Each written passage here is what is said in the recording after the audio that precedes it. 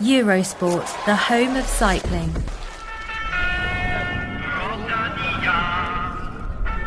If you've ever been to one of the races in Flanders, you'll have recognised that sound. It's the jingle for a watch manufacturer which sponsors many of the races, and shortly before the riders are due to arrive, a car comes past playing it.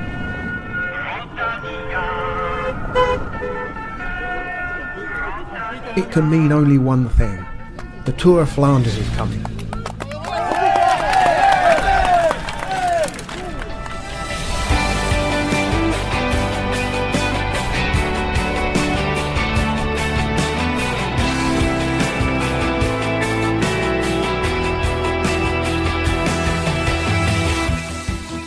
In Belgium, they start looking forward to the next Tour of Flanders more or less as soon as the champion has stepped off the podium.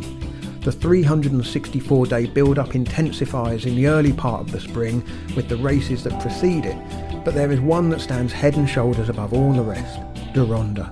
It's the youngest of the 5 monuments, started in 1913 by a newspaper, as so many of the top races were. The 2016 edition is the 100th.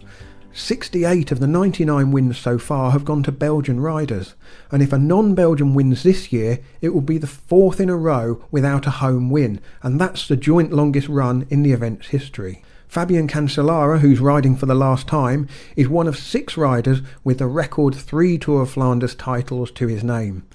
The other current rider on 3 wins is Tom Boonen, who, unlike Cancellara, is not planning to retire just yet. Boonen's Spring Classic season looked to be in doubt when he crashed at the Abu Dhabi Tour in October. Initially he was told he'd be off the bike for 6 months, but his injuries have healed more quickly. Yeah, it depends which doctor you talk to. The first doctors in Abu Dhabi, the first specialists that I saw, they said like 6 months no bike. That's the first thing they said to me. But then, you talk to some other guys, and the evolution of an athlete always goes a little bit faster than with somebody else. But it's not a fracture or anything you can really put a date on. So that was the most annoying thing for me the first few weeks.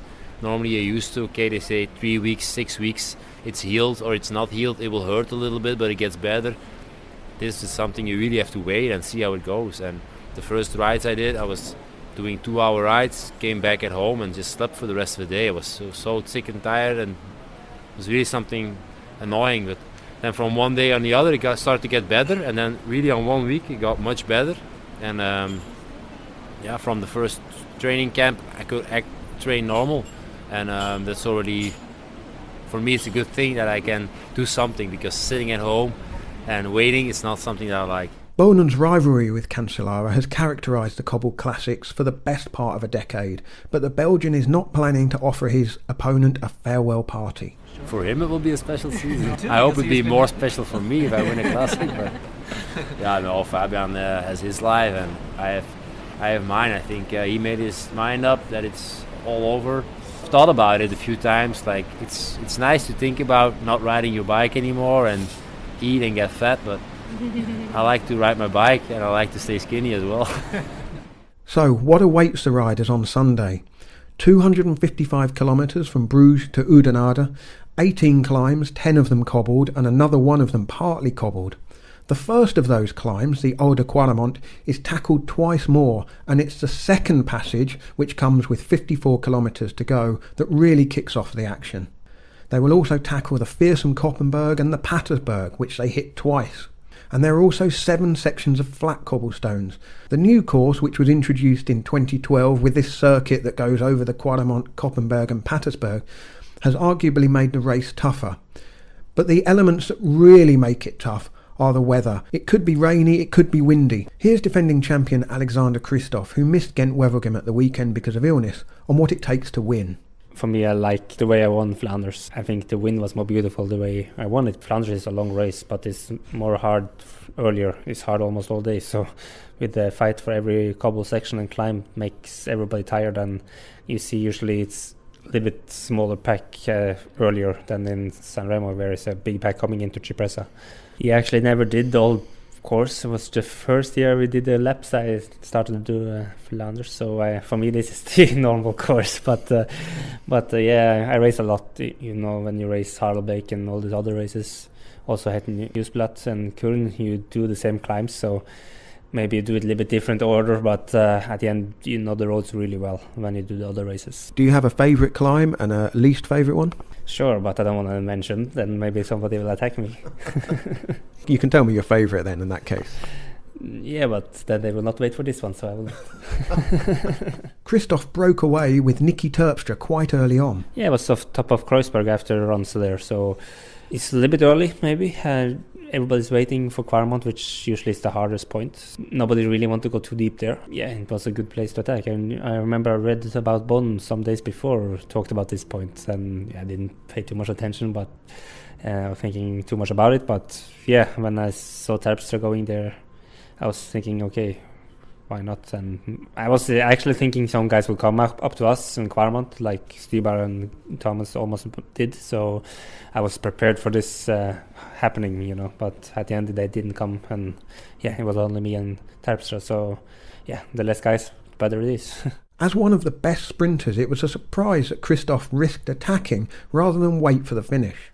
Usually, for me, that's fine. I just want to survive, and if it comes a group, it's fine for me. I can sprint from this group and still manage to have a chance for win. But last year when I won, I knew Terpstra is strong. I was actually with him the year before also chasing. So yeah, it was a little bit by luck, and I had it also a little bit in my mind and on the radar. So I saw he was moving, and I went on his wheel, and yeah, he went away. And I was fully committed, because you never know in this how the legs are at the end there. Even if I'm a sprinter, still, if I get a cramps, I cannot sprint.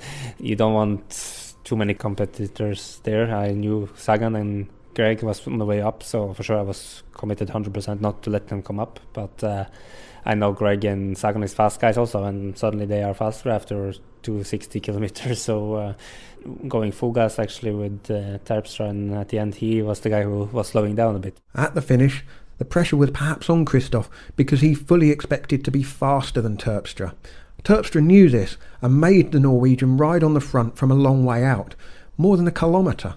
Yeah, but then I was not leading 100% anymore. I knew here on radio we still have some time to play, and so I was doing like medium, and so I still can sprint, and I was pretty confident. I felt quite good, and also when you can slow down a little bit in the end, then for sure I can sprint better also. It was, I think, maybe almost like a little bit benefit for me that we were not going full gas into the sprint, and I get a little bit recovered just before I gonna sprint, and that will help me.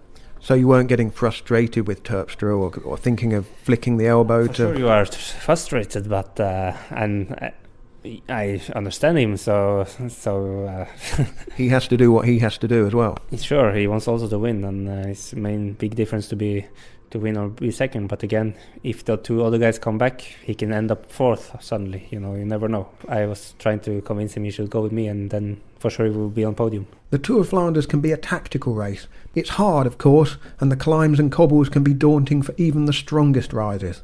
Sometimes patience and defensive riding can keep a rider in contention until very late on, but when it comes down to it, an attack has to be made.